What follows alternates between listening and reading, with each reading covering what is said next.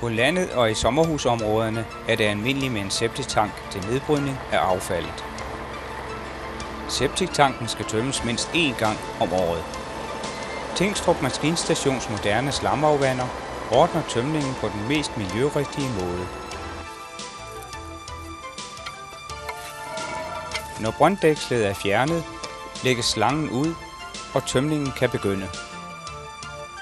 Septiktankens indhold består af et flydelag, som først suges op.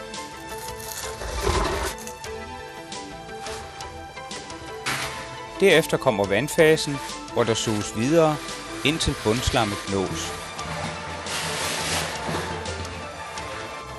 I slamafvanderen bliver slam og vand adskilt.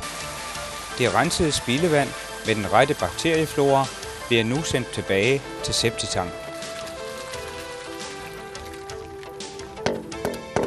Bundresten flokker op på overfladen af det rensede vand som et tyndt lag. Men lige under overfladen ligger det rensede vand, som nu er klar til at nedbryde det nye affald på en miljørigtig måde. Vandet ledes herefter videre til nedsivning.